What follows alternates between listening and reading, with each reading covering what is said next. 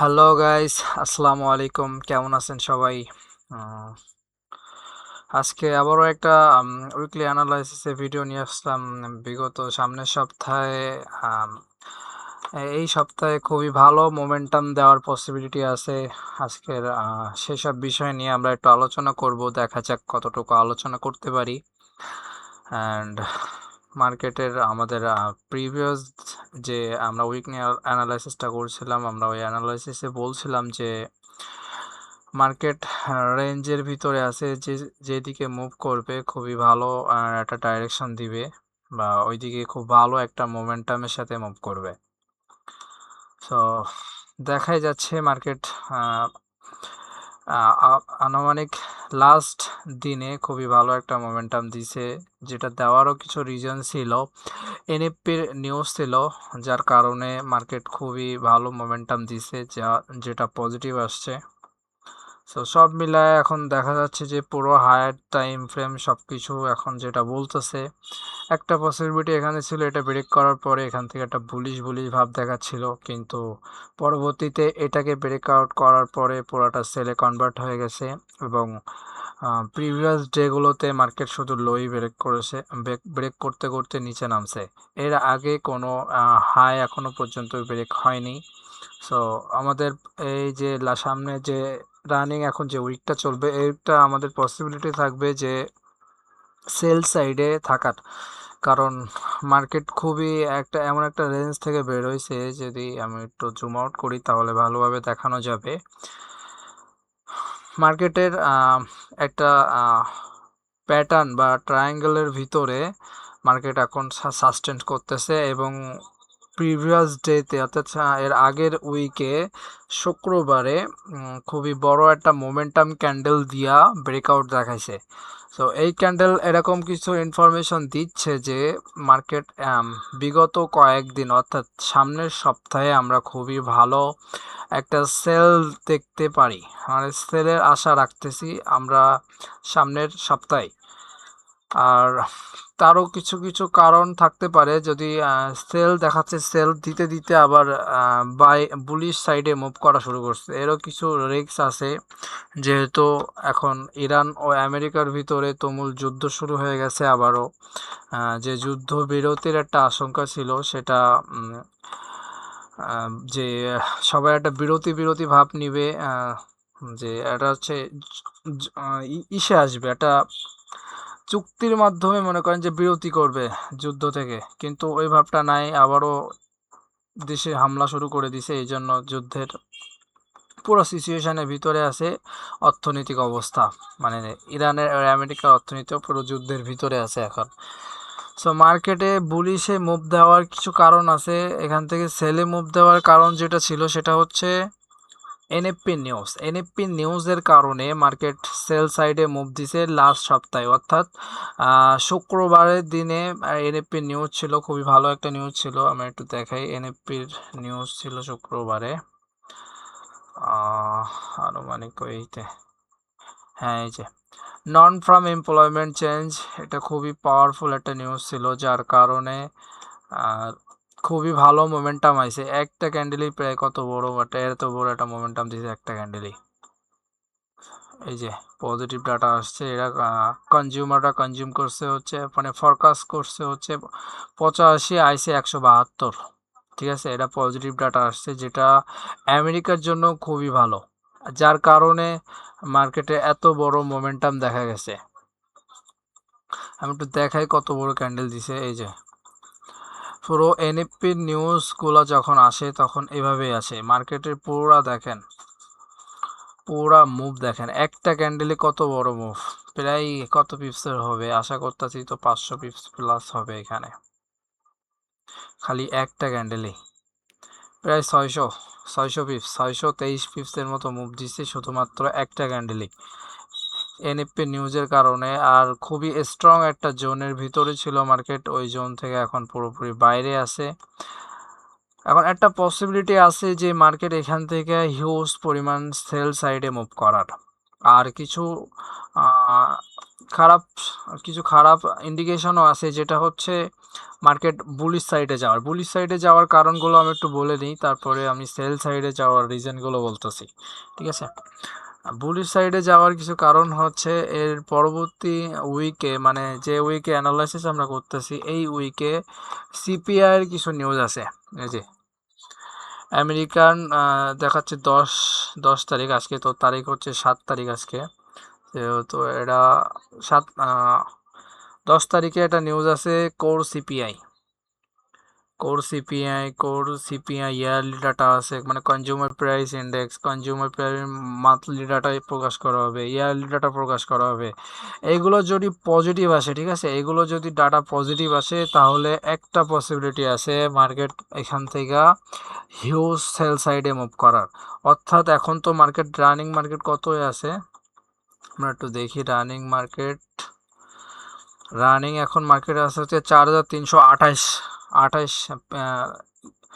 লাইনে আছে, প্রাইজে আছে। এখন এখান থেকে মার্কেট হেভি, মানে প্রচুর পরিমাণ সেল আসতে পারে যদি ওই ডাটাগুলো পজিটিভ আসে, যেগুলো দেখাচ্ছি CPI, core CPI, monthly data, তারপর পিপিআই আসতেছে, প্রোডাক্ট প্রাইস ইন্ডেক্স, ঠিক আছে, উদ্যোক্তা, এইসবগুলো ডাটা যদি পজিটিভ আসে তাহলে এখান থেকে আমরা হিউজ একটা সেল সাইডে মুভ দেখতে পারবো, যেটা আনুমানিক আমাদের মুভ করতে পারে হচ্ছে 800, যে 3800, 3900, 3400, ঠিক আছে, হাইস্ট 3800 এই পর্যন্ত মুভ করতে পারে আমাদের সামনের সপ্তাহে যদি এই ডাটাগুলো পজিটিভ আসে।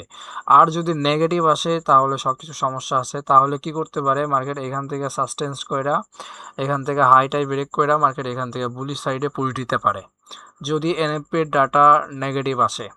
এনএফপি বলতেছি, sorry, CPI consumer price index, এটা দ্বারা কি করা হয়, এটা দ্বারা মার্কেটের ইনফ্লেশন ডিফাইন করা হয়, যে ইনফ্লেশন বাড়তেছে না কমতেছে, এটা কনজিউমার অর্থাৎ সিপিআই এর মাধ্যমে এটা জানা যায়। ঠিক আছে, এটা সিপিআই এর মাধ্যমে জানা যায় যে ইনফ্লেশন বেশি না কম। ইনফ্লেশন জানলে মার্কেটের ইন্টারেস্ট রেটটা ডিপেন্ড করে। ঠিক আছে, সিপিআই থেকে যাই ইনফ্লেশন জানা যায়। ইনফ্লেশন যদি বেশি থাকে তাহলে মার্কেটের অবস্থা উত্তেজনা, ঠিক আছে, মার্কেটের যারা ব্যবসায়ী আছে ওরা মনে করেন যে রিস্ক নিতে অনেক উদ্বেগী হয়, অর্থাৎ বাজার খুবই গরম। বাজার যখন গরম থাকে তখন দেশের যে প্রেসিডেন্ট বা দেশের যে আমেরিকার প্রেসিডেন্ট, ওরা কি করবে, ওরা ইন্টারেস্ট রেট বাড়াই দিবে, অর্থাৎ সুদ বাড়াবে, ইন্টারেস্ট রেট বাড়াবে। হ্যাঁ, যা আমাদের বাংলাদেশি ভাষায় ট্যাক্স বলা হয়, ট্যাক্স রেট বাড়াবে। ট্যাক্স রেট বাড়াইলে কি হবে, সরকারের ইনকাম হবে। সরকারের ইনকাম হইলে কি হবে, সরকারের ইনকাম হইলে আমেরিকার ডলারের পাওয়ার বাড়বে, অর্থাৎ আমেরিকান ডলার ভ্যালু হবে, অনেক পাওয়ার বেড়ে যাবে। যেরকম আমাদের বাংলাদেশে এখন আমেরিকান ডলার কত যাচ্ছে, আমি একটু চেক করি। ওয়ার্ন বিডিটি কি দিছি, এমন বিডি টু, ওটা হচ্ছে উল্টা হয়ে গেছে, দাঁড়া, বাংলাদেশ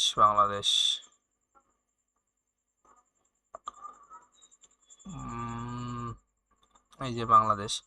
সো আমেরিকান এখন $1 সমান 122 টাকা যাচ্ছে ডলার রেট। যখন এটা আমেরিকা ডলার যখন শক্তিশালী হবে, অর্থাৎ নিউজগুলো যখন বাড়বে, তখন এখানে কি হবে, ওরা যখন ইন্টারেস্ট রেট বাড়াবে তখন আমেরিকার ইনকাম হবে বেশি। ঠিক আছে, ইনকাম বেশি হবে, বেশি হওয়ার কারণে কি হবে, এই যে এখন যে ডলার রেট আমাদের বাংলাদেশ টাকায় $1 সমান সমান 122 করে যাচ্ছে রেট, তখন এই 22টা অনেক বেড়ে যাবে। তখন $1 সমান সমান আমাদের বাংলাদেশ টাকায় তখন দেখা যাচ্ছে যে 125-26 এরকম চলে আসবে। ঠিক আছে, 25-26-27 এরকম চলে আসবে। তখন কি হবে, তখন হচ্ছে এই যে আমেরিকার পাওয়ার বেড়ে যাচ্ছে, আর আমেরিকা যখন শক্তিশালী হবে আমেরিকা অবশ্যই সেল সাইডে মুভ করবে, তখন কি হবে, গোল্ড অবভিয়াসলি ডাউন সাইডেই যাবে। ঠিক আছে, এই সব বিষয়ে বিভিন্ন বিভিন্ন ফান্ডা আছে, সেগুলো মানে ফান্ডামেন্টাল অ্যানালিসিসের ভিতরে পড়ে, যেগুলো একটার সাথে আরেকটা খুবই ওতপ্রোতভাবে জড়িত। হ্যাঁ, যেরকম সিপিআই সাথে যেরকম ইনফ্লেশন জড়িত, ইনফ্লেশনের সাথে যেরকম ইন্টারেস্ট রেট জড়িত, হ্যাঁ, বিভিন্ন বিষয় আদি আছে যার কারণে মার্কেট সেল সাইডে মুভ করার পসিবিলিটি বেশি। যেহেতু খুবই ভালো একটা ক্যান্ডেল দিয়ে অর্থাৎ মোমেন্টাম ক্যান্ডেল দিয়ে মার্কেট ব্রেকআউট করছে, যেই সেই ক্যান্ডেল না, একটু দেখেন এটা কি 4 ঘন্টার একটা ক্যান্ডেল। 4 ঘন্টার একটা ক্যান্ডেল মানে বুঝতেছেন কত বড় মোমেন্টাম, খুবই বড় মোমেন্টাম দিয়ে লেভেলটারে ব্রেকআউট করছে। সো এখান থেকে একটা পসিবিলিটি আছে মার্কেট সেল সাইডে মুভ করার।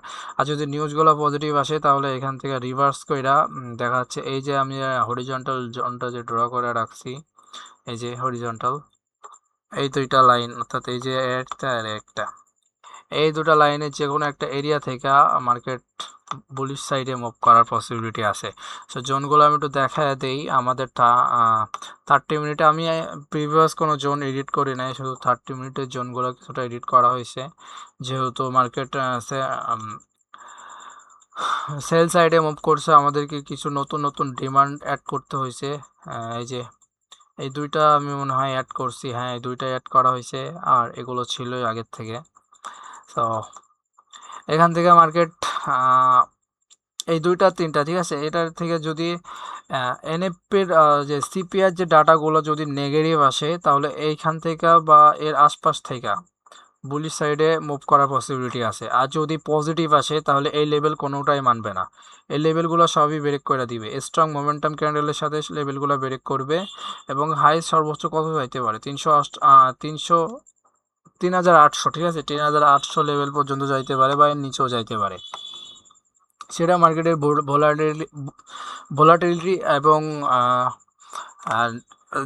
নিউজ কি বলতেছে, অর্থাৎ আমেরিকা ও ইরানের ভিতরে কোনো যদি সুস্থ কোনো আলোচনা হয় তাহলে সেটা ডিপেন্ড করবে, ঠিক আছে। সো যেহেতু এখন যুদ্ধের সময়, আমাদেরকে ট্রেড করার সময় একটু সেফলি ট্রেড করতে হবে এবং প্রিভিয়াস অর্থাৎ এর নেক্সট সপ্তাহে রানিং যে সপ্তাহটা আসতে যাচ্ছে এই সপ্তাহে আমাদেরকে একটু সেফলি ট্রেড করতে হবে, কারণ সিপিআই নিউজ আছে, সিপিআই নিউজগুলোতে খুবই ভালো মোমেন্টাম থাকে, একটু রিস্ক তো থাকেই অবশ্যই। সো আমাদেরকে একটু সেভাবেই ট্রেড করা উচিত। তো নিউজ আপাতত তো এগুলাই আছে, জোনগুলো তো আমি দেখা দিলাম, যেটা একটা একটা ব্রেক করলে আরেকটা চলে আসবে, ঠিক আছে।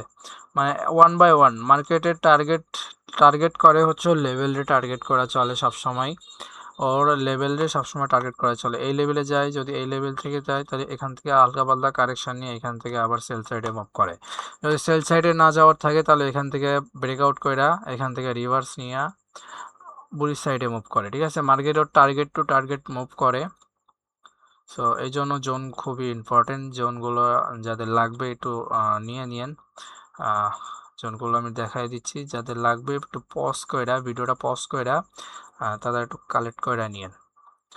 এটা গেল হচ্ছে তোমাদের 30 মিনিটের জোন, অর্থাৎ লোয়ার টাইম ফ্রেমে ট্রেড করার জন্য যে জোনগুলো আমি ড্র করছি। আর আমাদের মেজর যে জোনগুলো আছে সেগুলো হচ্ছে এইখানে, মেজর যে জোনগুলো আছে এই যে ডেইলি টাইম ফ্রেমে গেলে আমরা এটা ভালো দেখতে পাবো। এগুলো সব হচ্ছে মান্থলি, অর্থাৎ মান্থলি উইকলির সাথে কানেক্টেড, ঠিক আছে, বছর বা ইয়ারলির সাথেও কানেক্টেড, বছরের সাথেও কানেক্টেড। বছর একটু হয়ে যায়, একটু বেশি হয়ে যায়, মানে 6 মাস 4 মাস এরকম। এই যেগুলো দেওয়া আছে এখানে, এখানে প্রায় 6-7 মাসের মতো কাজ করা যাবে। যদি কাজ করা যায় তাহলে 6-7 মাসের মতো এখানে ডাটা আছে, যেগুলো আমি অলরেডি ড্র করে রাখছি। আর ওয়ান বাই ওয়ান টার্গেট দেখেন, one by one market fill up করতে আছে সবগুলা, ঠিক আছে, ওয়ান বাই ওয়ান মার্কেট সবগুলো ফিল আপ করবে।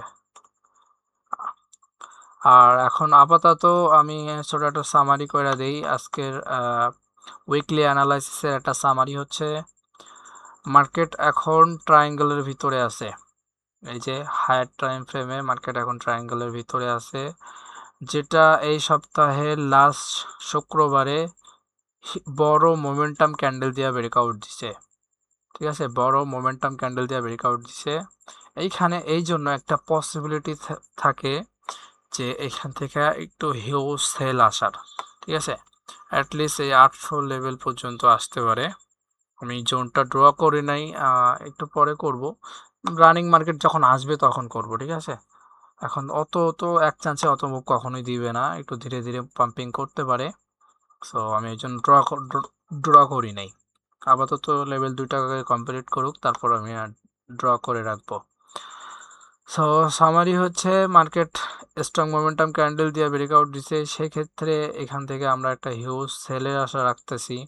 কিন্তু নিউজ যদি নেগেটিভ আসে তাহলে আমেরিকার জন্য খারাপ হবে। আমেরিকার জন্য যখন খারাপ হবে তখন আমরা পুলিশ সাইড, অর্থাৎ এই দুইটা লেভেলের ভিতরে যদি নেগেটিভ ডাটাটা চলে আসে, অর্থাৎ নেগেটিভ ডাটা আসে, তাহলে এই দুইটা ডাটার থেকে আমরা পুলিশ সাইডে পুশিং বা পুলিশ সাইডে পাম্পিং করতে পারে মার্কেট। এই হচ্ছে বাই সাইডে যাওয়ার একটা কারণ। আর সেল সাইডে যাওয়ার কারণ হচ্ছে মার্কেট স্ট্রং ক্যান্ডেল দিয়ে আসছে, স্ট্রং ক্যান্ডেল দিয়ে ব্রেকআউট করছে, এবং এনএফপির ডাটা, মার্কেট যে রানিং যে এনএফপি ডাটাটা দিছিল, এনএফপি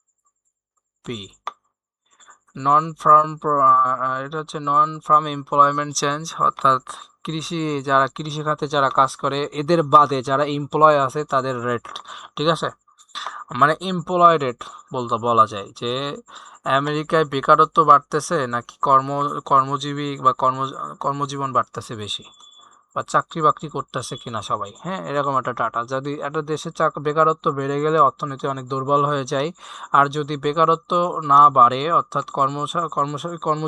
কর্মজীবী থাকে সবাই, তাহলে আমেরিকার একটা ভ্যালু বাড়ে, আমেরিকার ওই দেশটা অনেক শক্তিশালী হয়, ঠিক আছে, আর্থিক অবস্থা দিক থেকে অনেক স্ট্রং হয়। সো এটা খুবই এনএপিআর ডাটা ছিল, যেটা সেল সাইডে ইন্টিগ্রেশন করছে খুবই ভালো, যেটা এক্সপেকটেশন রাখছিল 885 থেকে 100 কত জন ডাটা আসছে, প্রায় যেটা এক্সপেকটেশন রাখছিল তার থেকেও বেশি আসছে, ঠিক আছে। তো এখানে একটা পসিবিলিটি আছে যে 172 আসছে।